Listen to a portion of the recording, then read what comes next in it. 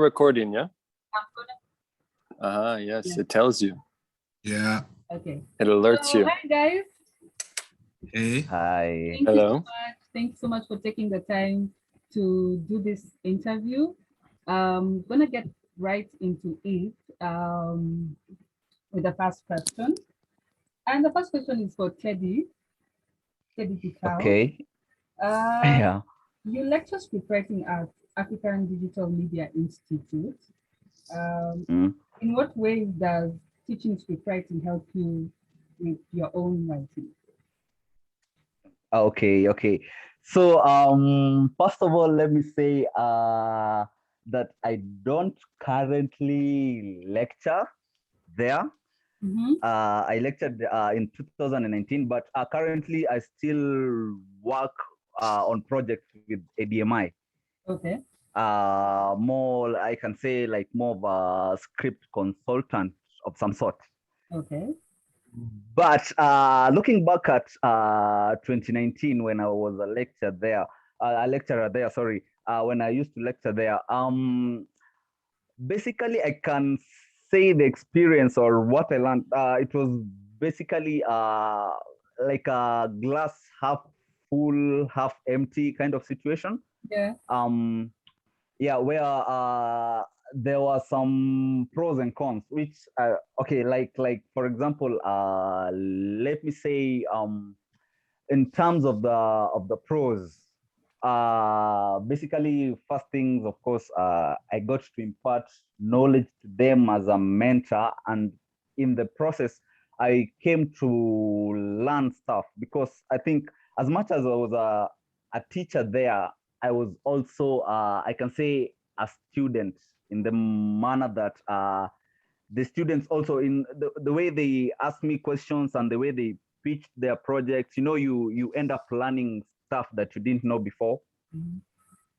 Yeah, so in a way I was, it really gave me a new perspective in how I approach my stuff in terms of writing and everything, because of them, I found out that I could actually break the rules, the script writing rules that basically govern someone. Yeah, so they made me discover lots of stuff. But also, and another thing in terms of the pros, we can talk about the monetary aspect of it, like getting paid and everything, like at the end of the day, lazima ulipwe. But yeah, looking at the cons, when it comes to your own personal time, when you are script writing, you really need your own personal time to venture into your projects. One thing about being a lecturer and doing projects is that it doesn't really allow you that time, because you find yourself doing research for the next class and the next class. So when it comes to your own time, when you need to sit down and create or advance your own intellectual property, it becomes tricky. Yeah, so yeah, that's why I'm saying it was more of a glass half full, half empty kind of situation. Awesome. Yeah. Nice answer. Yeah. So okay. Next question is for Kirimi Kiage. Is it Kirimi or Kirimi? I don't know how to pronounce it. Kirimi. I actually have 4 names, so like Kirimi Kiage is more like my nom de guerre, what I use when it comes to art. Okay. Was of the opinion that those two should separate, so at work they call me. You're mute. Yeah? Okay, I can we lost you. Mute? Now I can hear. You're on mute, yeah. No, now we can hear you. Yeah, okay. So yeah, it's like my art name, I'd say, the one that I use out of my 4 names. Because I usually, what I do with my art process is I try to completely disassociate myself from me. So then that way I can have like no boxes, no lines. I can, and I can come up with as crazy of a story as I can. So my question. That actually me to the question that I have for you. Yeah. You are the co-founder of Nyota Art Gallery. That's a really nice painting. Could you move a bit so that I see it properly? Yeah, nice one. Is it If you yours? love that, you'd love this one. Ah, nice. The pillow. Kali. Yours? I cannot paint to save my life. I am more of a curator. I'm into, so like my artistic pursuit is more around the process, you know, so conceptualization, finding the people who can do it best, and like organizing the whole process together, more like an artistic manager. And Blake is also my fellow co-founder of Nyota Art Gallery. Okay. And let me ask my question then. So I guess you've already started answering it. Yeah, it's okay. About it and how it influences your storytelling. Just being part of this Nyota Art Gallery, how does it influence your storytelling? Yeah. To be honest, I have considered myself a storyteller far longer than I have been a curator, an art curator. And I would say that my storytelling persona is actually what influenced my decision behind setting up Nyota Art Gallery with Blake and Steve. And that it was more out of necessity, considering that we had identified this incredible talent in Kibera that no one was really paying notice to or taking heed.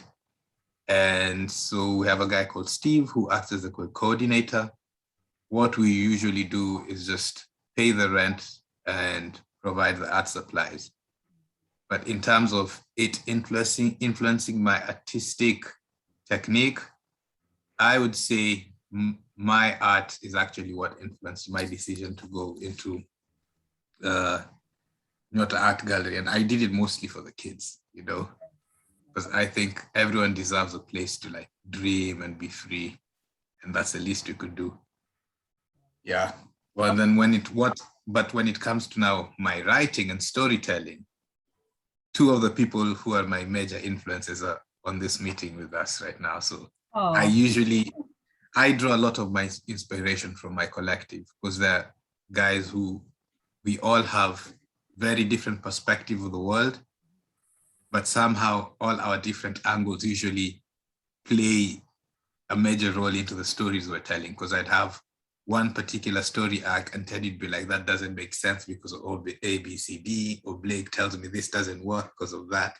And it's very, I can say it's almost, our process is almost adversarial. There's usually a lot of arguments and misunderstanding before we come to the final product, you know. Tension. Which, yeah, you know, so it's more like life coming out of friction, you know. Yeah. Awesome. So the next question is for Blake. You were born and raised in Seattle, Washington, home of Nirvana. I just have to. Yeah, there you go. You like rock? Yeah. Grunge. And you spent 7 years in East Africa. I'm assuming that's Kenya, or is it? Yeah, mainly Kenya, Zanzibar for like a year or two. Yeah. And you are currently in Switzerland. So what similarities in filmmaking or storytelling do you see in these three very diverse regions? Yeah, I mean, to start with storytelling, I would say, I think the biggest similarity between them all is that the story is always king. You know, it doesn't matter where you are, which language you're speaking. Anyone who can tell the best story is going to be the life of the party or the event. And that's what I've always picked up on. And like Kirimi, he could tell stories for hours and hours. And that's where I got most of my influence of storytelling. You know, I don't consider myself a very good storyteller. I think I have good stories, but I don't know how to articulate them so well in conversation. I mean, that's a very hard, writing it down, you can shape it and go back, add, edit, delete. But like to really be in a conversation and tell a great story, I mean, this is yeah, it's the oldest trick in the book. It's like the most important thing to any social community. So I think, yeah, growing up in Seattle, anyone who could tell stories and the stories that were there. But yeah, I think it's hard to say the similarities in Seattle because I only now have really focused so much on storytelling.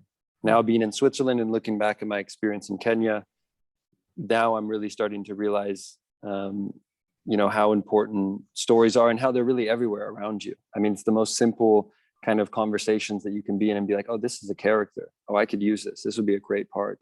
Like, this is a scene right here that I'm watching at the train station or the airport.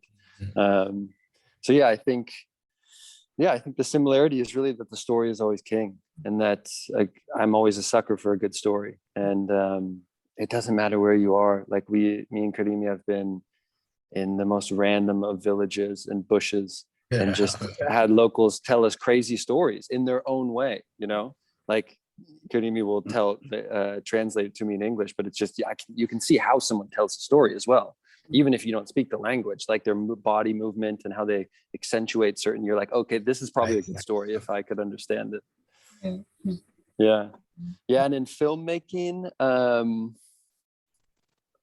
I think the biggest similarity is that it's always about building a big team. I mean, like if you look at the film industry in the US, it's very noted for, you know, building huge production sets, having big agencies. And that's something that I see here in Switzerland as well, that wasn't as much in Kenya. I mean, clearly money is the issue, that the brands and the companies and there's not big networks that are funding people.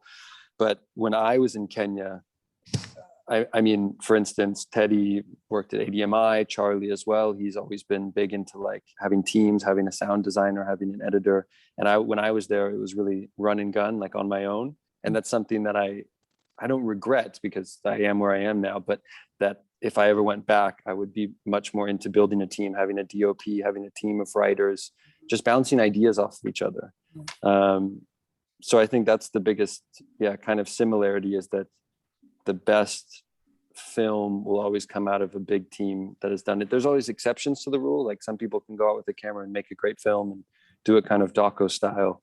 But for me, it's really all about building a team, because otherwise you're stuck with your own ideas and you never know if they work. And like Kirimi was saying, like trying to bring yourself out and kind of be more objective to ideas and like characters. It's really hard. You can, but like also you find out, oh, you'll send it to a friend and they'll just have 10 ideas that you never thought of, and you're like, perfect, that's exactly what I needed.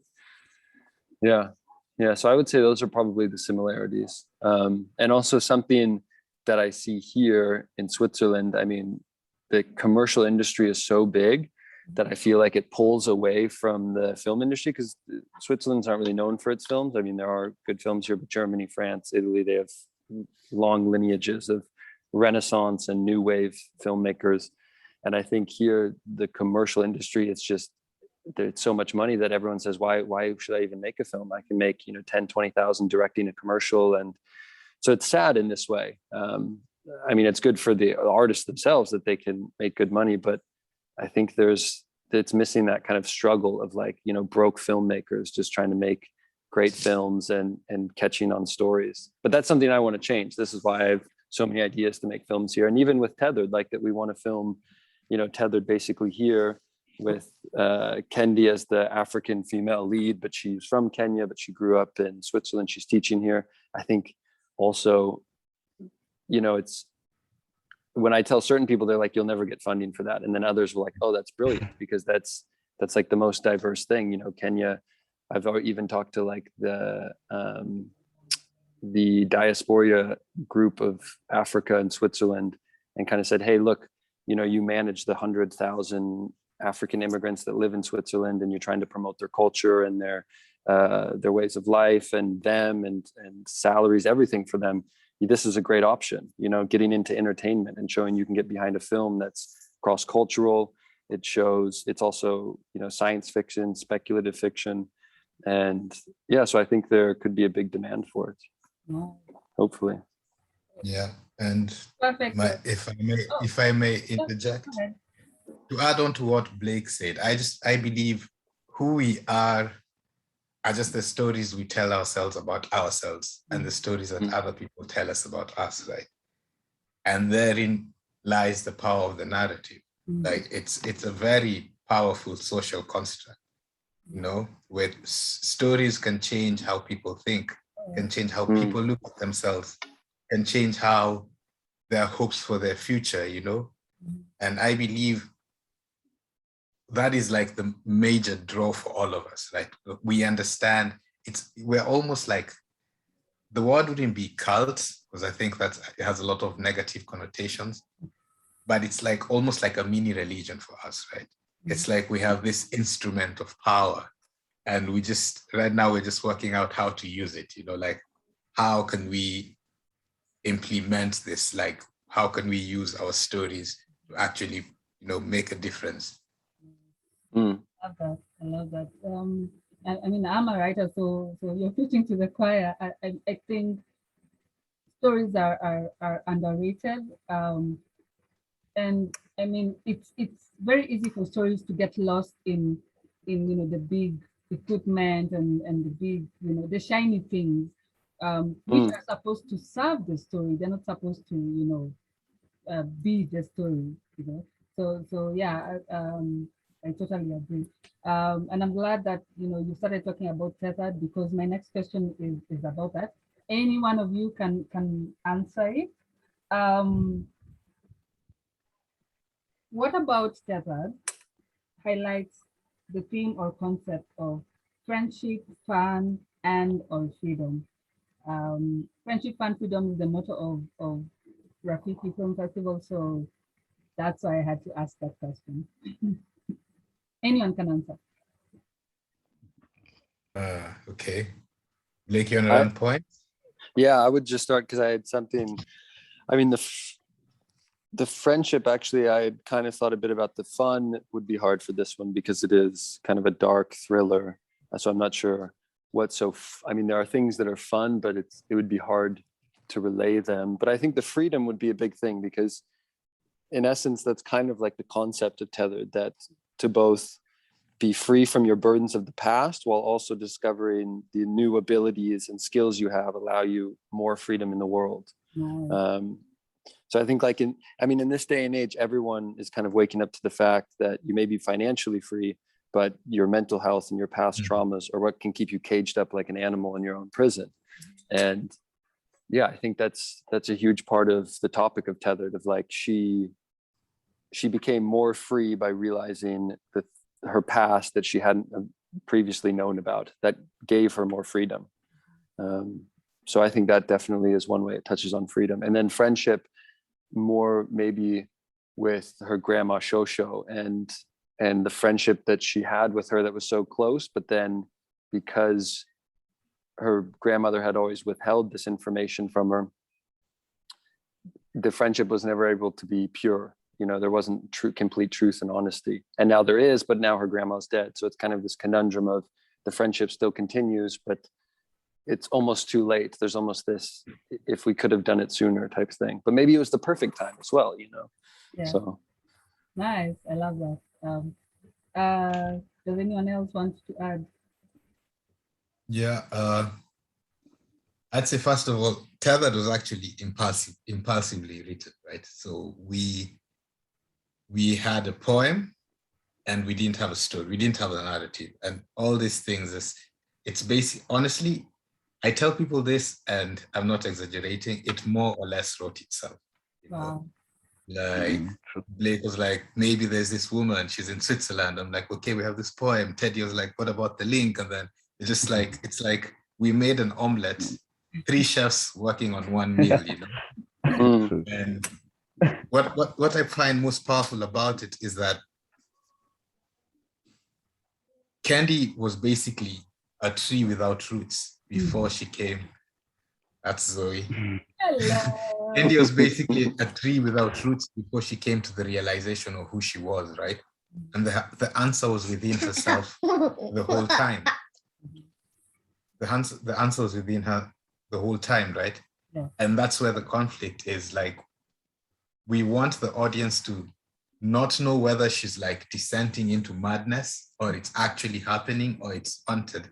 because this is the same feeling of uncertainty we want to like create, right, in the narrative.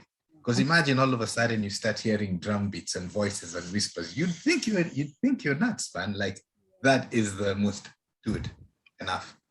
That would be like the most rational reaction to it, I think. And the fact that she actually had this terrible night that she was confronted, and the cherry or the cake is not all this the sequence in the other world or her being. For me, the best part of the story is her waking up in Africa and just walking down the street naked. Yeah. Like she's shed everything that she used to believe was her, and she's like new, she's reborn, and she's gone back to her roots, you know? And that opens up the narrative. Zoe, please. And first of all, go take off your shoes. That will open up the narrative for other things, you know? Hopefully it could become a full feature film. It could be a TV series. Maybe it's one of those standalone short films where the ending becomes a matter of debate, you know? But the point is, the story in itself is like, I would say, I can honestly speak for the three of us. It was a labor of love, you know? And I myself must admit that the response has actually surprised me. I did not think, you know, when you work on something together, you're in the bubble, right? Yeah. And then when you share it and people come back and they validate, they're like, whoa, you guys actually, it's so shocking, you know, it's very surprising. It gets to a point I was even like, am I a writer? Can I actually do this? You know, like, yeah, okay. Yeah. And here we are. Awesome. So the other question, I'm going to combine them because I want to wrap this interview up. So what lessons did 2020 teach you, and what advice do you have for upcoming screenwriters? So I think, yeah, either you can take one of the questions or try and combine, and anyone can answer. I would start with, I would go with the advice for upcoming screenwriters, and I consider myself more of a video producer than a writer. I mean, I've written some stuff, but I'm not, I would like to write a lot more. But I think from what I have written or what I'm working on, my advice would be always pay attention to the immediate world around you. I think you don't, like I was saying this earlier, you don't really have to look far for a great story. I mean, I can honestly be sitting with friends by the lake and just see a conversation unfolding that it's like, oh, that's the thing I was looking for. But to be awake to it, to not, you know, like with social media, I think it's very similar where, you know, people, there's a picture of someone in Mykonos, you know, in a bikini looking amazing. And it's like, oh, I can never be that. So it's that shame, kind of that self-doubt, because you're reflecting everything off of this huge world. And I think it's the same with stories that we hear. I mean, we get stories in like such a bad condensed form now on like Twitter or on like a Facebook post. And we forget that there's great stories around us all the time. And there's great experiences to be had that generate stories. And so I think, yeah, for people to just realize, you know, what's going on in my world? Who are my neighbors? Who are, you know, who is this person? Like, am I seeing this and I could use this for something? You don't have to create the story. You have to, I think it can always be around you. I mean, even Tony, what was the idea for that film where it's like they go to make a movie? Yeah, let's make a movie. Yeah. This is a brilliant idea. It's like some kids from Nairobi who like go on a trip to make a movie, and every experience they have could be the movie, but then they go to shoot. So like they meet some cute girls at a bar and like have this very genuine time. And then they're like, okay, we got to film the scene with the girls. And then they do a terrible scene because they're like, they didn't realize what they just experienced was the scene. And that's like really in essence, this idea, yeah, of like, you know, it's always around you. But then when you try to make it too much, you try to force it, it just, yeah, then it's too unnatural. Yeah. Teddy. Yeah. Okay, me, I would say, first of all, 2020. Okay, I'm gonna use the word cluster. 2020 was so bad for me. Yeah, I think it's one of those years where I can say I almost hit rock bottom in a way, because yeah, the pandemic, even before the pandemic, I was still struggling to like get screenwriting gigs, you know. So when the pandemic came, it even got worse. Yeah. So yeah, 2020 was kind of mean, if I may say so. Yeah. But basically I never gave up. Yeah, continued writing, which basically is my advice to upcoming writers. Like, don't stop writing, because basically it will come a point where the breakthrough will actually come. Yeah. So I think at the end of the day, it's all about just being resilient, keep on going and everything. Yeah. And also I think in a way, the three of us have come to see that also submitting your stuff to contests and festivals in a way helps. Yeah, to like get your name out there, get recognition, because in a way it has helped me a lot. Let me say that in 2021, like the thing we've worked on with Blake and Kirimi, it's, yeah, imenitoa mbali. Let me say that. Yeah. Okay. Kirimi, 30 Yeah. seconds, last word. Same question. Okay. Honestly, for me, 2020 was like my artistic rebirth, you know. I always used to like do all this writing and stuff on the side. And I've always been very cagey with whatever I work, you know, like there's always a few select guys who I'd share with. So like I'd write a poem on a matatu to work and I send it to Blake and I'm like, dude, delete this after reading it, you know, or like send it to Melanie, or like, you know, working with, because I worked with Teddy first time on the Malia Mungu short film. What was that? 7 years ago, Teddy. Yeah. And I was so like, there's this 7 years between when I started actually now thinking of becoming a narrator to now. And I was like so busy with trying to achieve other goals that as Blake says, I lost track of what was actually right in front of me, you know?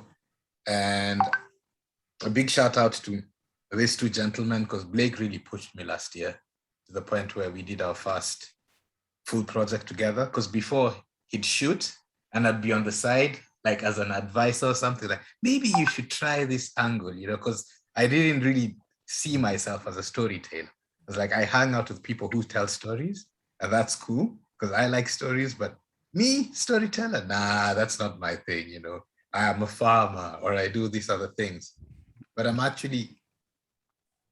I started seeing myself as an artist, honestly, last year, you know, and it's really opened up my mind to the possibility that is out there, you know. And if I look at it in less than a year, where I had never really written a script properly, to now that we're in a Zoom meeting with a film festival organizer, you know, there's a part of me that's like, maybe I should have like caught on to this a while back, but then life is what happens when you're busy.